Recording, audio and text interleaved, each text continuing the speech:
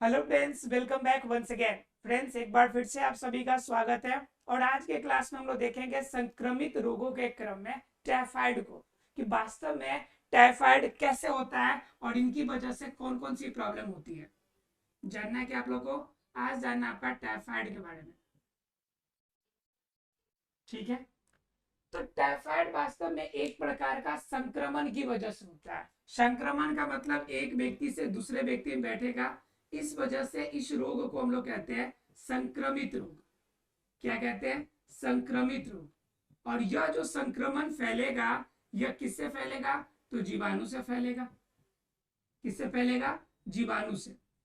अब बात आती है कि ये जीवाणु से फैलेगा, तो जानने वाली बात आती है कि ये किस जीवाणु से फैलेगा और यह रोग फैलेगा कैसे, यह बॉडी में कहां पे रहता है। तो अगर इस जीवाणु की बात कीजिएगा तो इसका नाम है साल्मोनेला टाइफी। क्या नाम है? साल्मोनेला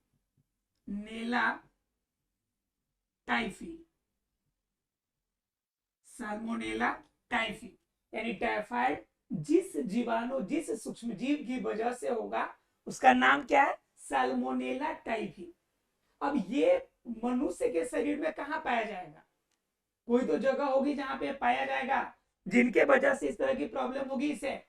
तो दरअसल क्या होता है कि इंसान के, जिसे टाइफाइड होगा, उसके मल मूत्र में या फिर शरीर के अन्य हिस्सों में, ब्लड में भी आपका क्या होगा? ये साल्मोनेला टाइफी रहता है। अगर ये टाइफी किसी भी तरह से आपके बॉडी में चला गया, तो आपके अंदर प्रॉब्लम क्या करेगा? यह आपके बॉडी के अंदर संक्रमण करेगा। और संक्रमण करने के बाद अलग अलग तरह के लक्षण दिखाई देंगे। अब सोच रहे होंगे आप लोग कि ऐसा क्या हमें लक्षण दिखेगा कि हमें समझ में आ जाए कि बीमारी टाइफाइड ही है। तो टाइफाइड के संक्रमण में आपको अलग अलग प्रकार के लक्षण दिखाई पड़ेंगे। अब हम आपको बता दें कि इंडिया में लगभग प्रति वर्ष इस संक्रमण के चपेट में लगभग 2 लाख से ज्यादा लोग आते हैं। इनसे भी ज्यादा, 2 लाख से ज्यादा लोग इसमें आते हैं। और आपको बता दें कि अगर सही समय पर अगर इस संक्रमण का इलाज नहीं कराया गया, तो 3 से 4 हफ्ता के अंदर, यानी 3 से 4 हफ्ता में व्यक्ति की मृत्यु हो सकती है। क्या हो सकती है? मृत्यु हो सकती है। तो समझ सकते हैं कि आपको सही समय पे इसकी जानकारी होना, और सही समय पे जानकारी होने के बाद इनका प्रॉपर टेस्ट कराना, और डॉक्टर के द्वारा सुझाए गए उचित दवाओं का सेवन करना, ये आपके लिए कितना ज्यादा जरूरी हो जाता है। क्योंकि अगर ज्यादा दिनों तक ये रह गया, तो ये अगर नहीं मरा, अगर साल्मोनेला टाइफी वाला जीवाणु आपके बॉडी में अगर नहीं मरा, तो आपकी जान ले लेगा। तो आपकी जान ले, उससे पहले किसकी जान लेनी है हमें? साल्मोनेला टाइफी की। तो ये जान लेंगे कब? जब हमारे अंदर ये आ जाएगा तब। लेकिन पहले ये तो जान ले कि अगर आएगा तो हमें मालूम कैसे चलेगा कि हमारे बॉडी में आ गया। क्योंकि अगर किसी भी चीज से हमें लड़ना है, तो हमें दुश्मन पहले मालूम तो चले कि दुश्मन कौन है हमारा।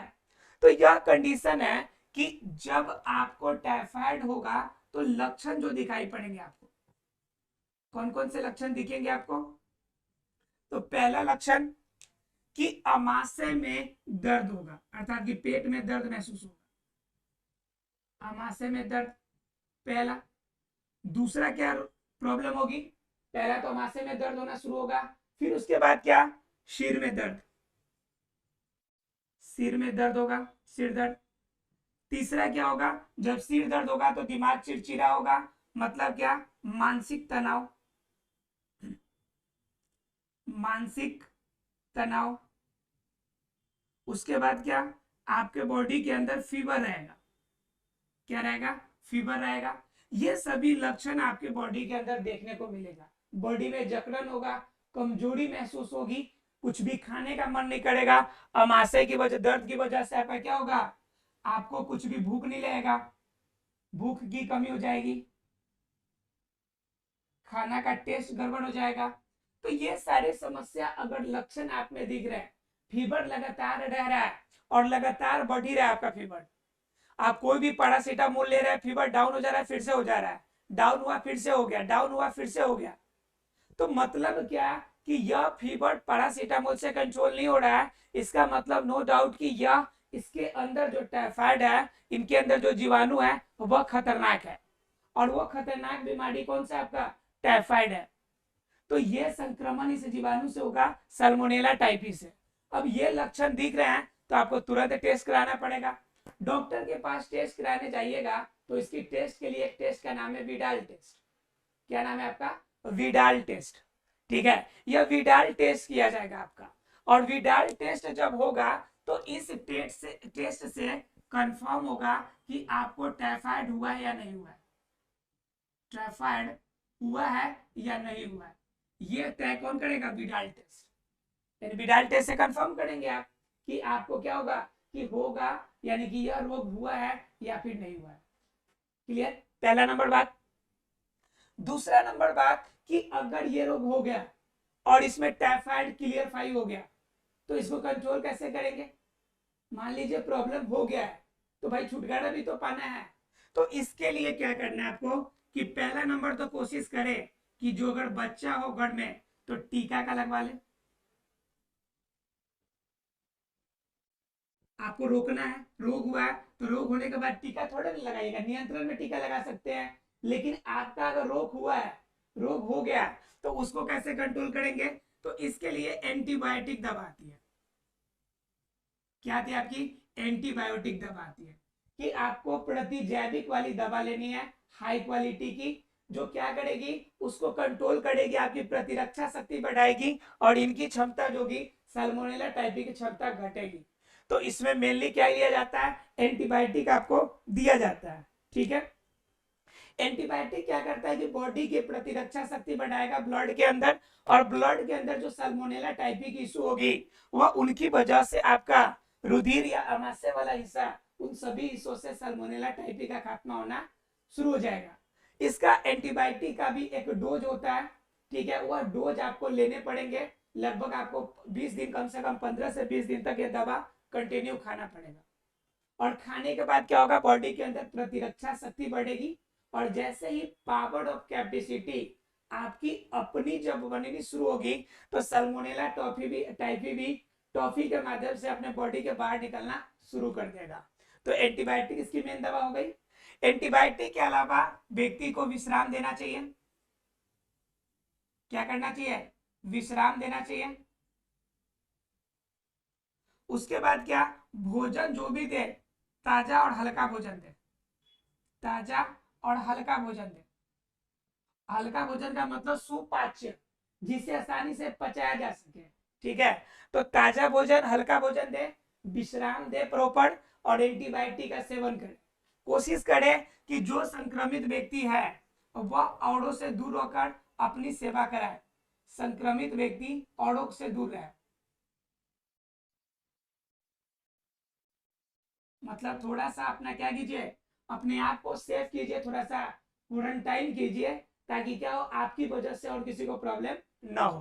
तो ये सभी आपका सेवन करना है। अगर क्या हो जाए, अगर टाइफाइड हो जाए तो ये क्या है? नियंत्रण करने के उपाय। ये क्या करेंगे आप? नियंत्रण करेंगे ऐसे। क्लियर? पहला नंबर बात। उसके बाद अगर मान लीजिए नियंत्रित आप नहीं कर पा रहे हैं, मान लीजिए कि प्रॉब्लम हो गया, तब ने आपने नियंत्रण किया। अगर मान लीजिए आप चाहते हैं कि प्रॉब्लम हो ही नहीं, तो क्या काम कर सकते हैं आप? इसको रोकथाम के उपाय कर सकते हैं। किसके उपाय कर सकते हैं? इसकी रोकथाम, कि इसे हम रोकेंगे कैसे, ये लोगों को ना फैले, इस रोग के लिए हमें क्या करना चाहिए? तो पहला नंबर बात कि हमें व्यक्तिगत सफाई रखनी चाहिए। व्यक्तिगत एवं आसपास की सफाई, आसपास की सफाई पहली नंबर बात। फर्स्ट नंबर बात क्या करना है? व्यक्तिगत सफाई भी रखनी है, आस पड़ोस की भी सफाई रखनी है, पहला नंबर बात। दूसरी बात क्या करनी पड़ेगी हमें कि हमें आसपास में पानी इकट्ठा नहीं होने देना चाहिए। आसपास में गंदा पानी इकट्ठा ना होने दें, गंदा पानी जमा नहीं होने दें। क्लियर है? गंदा पानी जमा नहीं होने देंगे, दो हो गए। उसके बाद क्या करना हमें कि गंदा पानी जमा नहीं करने देंगे। उसके बाद हम क्या कर सकते हैं? उसके बाद हमें क्या करना है कि हमें जो भी भोजन करना है वह आपका सफाई पूर्वक एवं स्वच्छ जल का सेवन करना है। जल कैसा पीना है हमें? स्वच्छ। उसके बाद क्या, ताजा भोजन या फलों को अच्छी तरह धो कर सेवन करें। अच्छी तरह धो के सेवन करें। अब आप सोच रहे होंगे कि हम अच्छी तरह धो के सेवन करने की बात क्यों कहते हैं। तो दरअसल होता क्या है कि यह जो टाइफाइड आपको फैलता है वास्तव में कहां से फैलता है? यह फैलने के कारण समझिए आप, फैलने का जो कारण है इसका, उसमें मेन कारण सबसे ज्यादा क्या होता है कि यह मल मूत्र से फैलता है। किससे फैलता है? मल मूत्र से। एक व्यक्ति के फैलने के कारण, पहला नंबर, एक व्यक्ति के संपर्क में आते हैं तो व्यक्ति के संपर्क में आने से। दूसरा क्या है कि आपका मल मूत्र के माध्यम से, मल मूत्र के माध्यम से। क्लियर हो गया? यानी व्यक्ति के संपर्क में आने से, मल मूत्र के माध्यम से क्या हो जाएगा कि आपका टाइफाइड नामक रोग होगा। क्लियर है आप लोग को? तो हमें इन चीजों की ध्यान रखनी चाहिए कि व्यक्ति के जिससे हुआ उसके संपर्क में ना आए, और मल मूत्र का त्याग अगर इसका हो रहा है तो किसी भी रूप में आपका प्रोब्लेम ये हो रहा है। उसके बाद अगर इंजेक्ट कर दिया जाए, अगर इंजेक्शन अगर किसी और को भी लगा दिया जाए तो भी ये रोग फैल जाएगी। तो ये कुछ तरीके हैं जिनसे ये फैलेगा। ये फैलने के कारण हो गए, ये हो गए आपको क्या कि आप रोकथाम कैसे कर सकते हैं, और कुछ हमें क्या करना है, नियंत्रण के लिए एंटीबायोटिक, विश्राम देना, ताजा और हल्का भोजन आपका, उसके बाद फल फूल का सेवन करना है। इस कंडीशन में आपको ध्यान रखिएगा कि इसमें मृत्यु होने का केस इसलिए हो जाता है क्योंकि इसका जो लक्षण आपको दिखेगा वह पहले 7 से 10 दिन तक, 10 दिन तक क्या होगा, पहले फीवर इंक्रीज करेगा। फीवर क्या होगा, बढ़ेगा। फीवर क्या होगा, बढ़ेगा, पहला केस। दूसरा केस, जब 7 से 10 दिन तक फीवर आपका बढ़ जाएगा और उसके बाद अगर कंट्रोल नहीं हुआ तो फिर क्या होगा, आपका टेम्परेचर बॉडी का ज्यादा बढ़ जाएगा। 102 डिग्री से लेकर 160 डिग्री फ़ारेनहाइट तक आपका टेम्परेचर आपके बॉडी का रहेगा। यानी कि बुखार क्या हो जाएगी, बॉडी का टेम्परेचर जो होगा ज्यादा हो जाएगा, फीवर अधिक हो जाएगा। क्लियर है?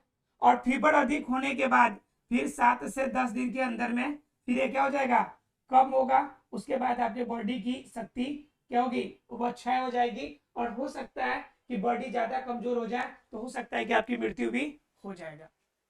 तो बात समझ में आ रही है? तो इस तरह की प्रॉब्लम आपको देखने को मिलेगी। किसमें? ये आपका होगा टाइफाइड में। तो टाइफाइड के लिए हमें क्या करना चाहिए कि हमें टाइफाइड के लिए प्रॉपर अपना ध्यान रखना चाहिए। ऐसा फ्रेंड्स, टाइफाइड क्लियर हो गया होगा आप लोग को? चलिए, टाइफाइड क्लियर हो गया तो जानेंगे हम लोग अब अगले रोग के बारे में।